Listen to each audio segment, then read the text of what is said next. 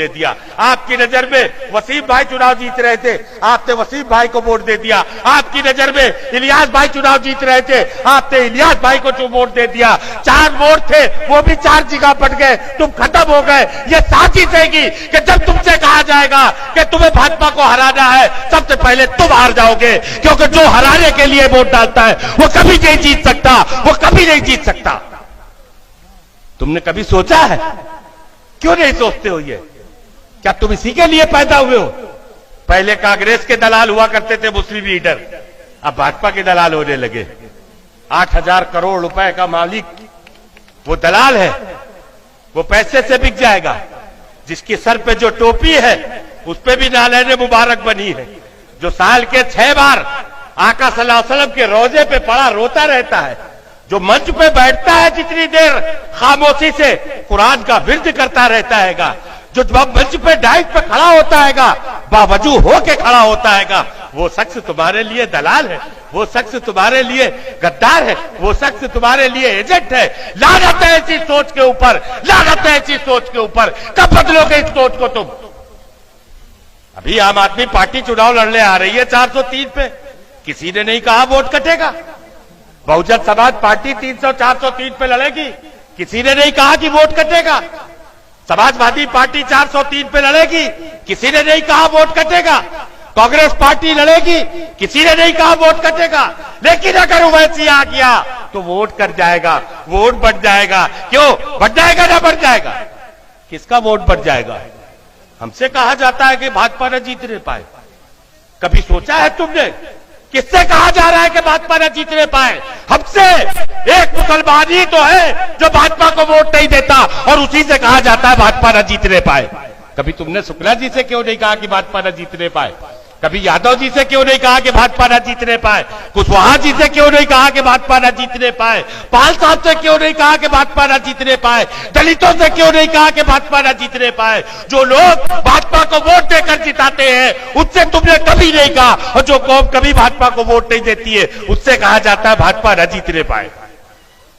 ये कैसी पॉलिसी है? ये कैसी साजिश है? ये कैसे तुम्हारे खिलाफ पड़ियत है?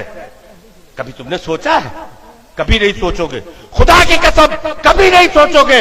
जब तक के चाय के होटलों पे बैठ के तुम ईमानों की बातें करते रहोगे, ऐसे ही बर्बाद रहोगे। क्योंकि ईमानों में जो तुम्हारे मुकद्दरों के फैसले होते हैं वो तुम्हारे नुमाइंदगी की बुनियाद पर रोके जा सकते हैं, तुम्हारे चाय पीने से नहीं रोके जा सकते।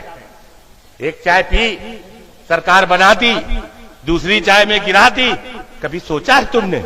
उत्तर प्रदेश जैसा सूबा, 24 करोड़ की पॉपुलेशन, 20% मुसलमान, यानी समथिंग 5 करोड़ मुसलमान।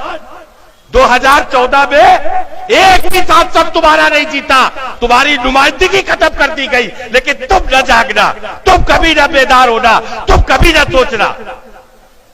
और अगर इस बातों को कहा जो यूसुफ मंसूरी ने तुमसे कही, तो कहने लगे क्या यार बेवकूफी की बात करते हो, हम 20% है, वो 80% है, भला कैसे उससे मुकाबला हो सकता है? खुदा की कसम, मेरे आका सल्लल्लाहु अलैहि वसल्लम ने अगर ये सोच लिया होता, 313 लेके निकले थे, हजारों का लश्कर सामने था, खुदा की कसम आज इस्लाम न फैलता अगर यही बात मेरे आका ने सोच ली होती।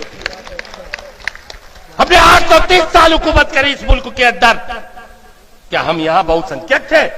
क्या हम यहां अक्सरियत में थे? हमने 800 साल स्पेन में हुकूमत करी, क्या हम अक्सरियत में थे? क्या हम बहुसंख्यक थे? नहीं, हम वहां भी अकलियत में थे, यहां भी अकलियत में है, और आज भी अकलियत में। अकलियतों से कभी ना कोई जंग जीती हारी जाती है, अकलियत होने की बुनियाद पर न कभी चुनाव हारा जा सकता है। क्योंकि जब चुनाव की बेला में आओगे तो ये गणित बदल जाता है। उत्तर प्रदेश के अंदर हमसे बड़ा वोट बैंक किसी का नहीं। यादव 9%, सत्ता में भागीदारी नहीं, मालिक बना बैठा है। 3% पाल अपनी हिस्सेदारी मांग रहा है। 2% वाले अपनी हिस्सेदारी, अपनी नुमाइंदगी मांग रहे हैं। और 20% वाले दरी बिछा रहे हैं, कुर्सियां बिछा रहे हैं, गुलामी कर रहे हैं। याद रखो, गुलामी में भीख मिलती है, साझेदारी कभी नहीं मिलती है, कभी हक नहीं मिलता है। तुमको भीख तो मिल सकती है लेकिन तुम्हें हक नहीं मिल सकता। हमने कब कहा कि हम यहां प्रधानमंत्री बन जाएंगे?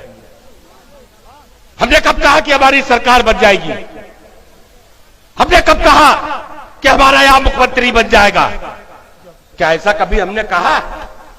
क्या ओवैसी ने कभी कहा कि हम यहां अपनी सरकार बना लेंगे? बताओ, हफ्ते दिनों पे हाथ धर के कहा कभी? नहीं। हमारी लड़ाई क्या है?